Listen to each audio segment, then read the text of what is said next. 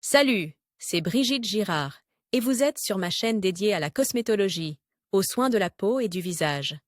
Abonnez-vous et laissez un like si la vidéo vous plaît. Alors, La commençons. douche de Charcot porte le nom de son inventeur, le célèbre neurologue et psychiatre français Jean-Martin Charcot, à l'origine de la théorie psychogénique de l'hystérie et professeur de Sigmund Freud. La douche de Charcot porte le nom de son inventeur, le célèbre neurologue et psychiatre français Jean-Martin Charcot, à l'origine de la théorie psychogénique de l'hystérie et professeur de Sigmund Freud. Charcot consacre sa vie à de vastes recherches sur les maladies nerveuses au sein de la chaire Salpêtrière, qu'il a dirigée pendant de nombreuses années.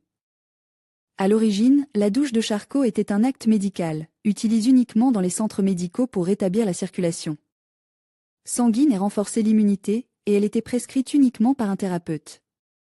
Mais avec l'essor des centres de remise en forme, des cliniques privées de cosmétologie et des instituts de beauté, la douche de Charcot commence à être utilisée comme un procédé cosmétique.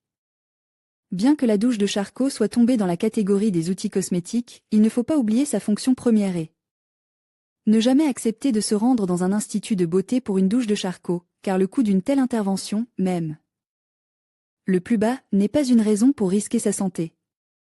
Inconvénients et contre-indications de la douche de Charcot.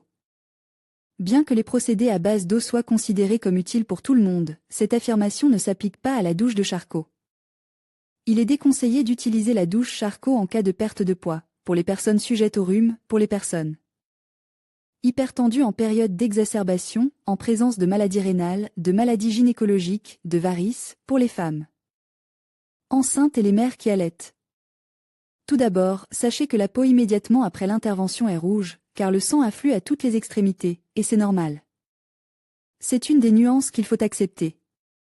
Le corps s'endurcira avec le temps, mais les premières séances de douche Charcot ne resteront pas sans trace, selon la peau.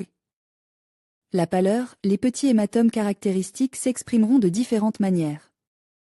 Deuxièmement, la perception qu'ont la plupart des gens de la procédure est assez éloignée de la vérité. Le traitement est assez douloureux et les sensations ne sont pas du tout agréables.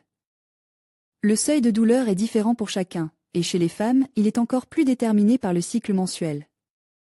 Les pathologies cardiovasculaires telles que l'angine de poitrine et l'infarctus du myocarde, ainsi que l'exacerbation de l'hypertension, sont des contre-indications strictes, car la pression au cours de la procédure varie en fonction de la dilatation et de la contraction des vaisseaux.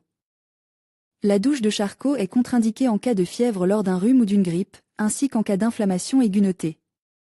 Que la grossesse est également interdite. Les personnes atteintes de tuberculose, d'ulcérés, de maladies rénales et de tumeurs en croissance, ainsi que celles qui présentent facilement des hémorragies ouvertes et une mauvaise coagulation sanguine, sont catégoriquement interdites. N'optez pas pour la procédure si vous avez des pustules et de l'eczéma humide. Malgré l'effet réflexe, elle est interdite en cas de psychose.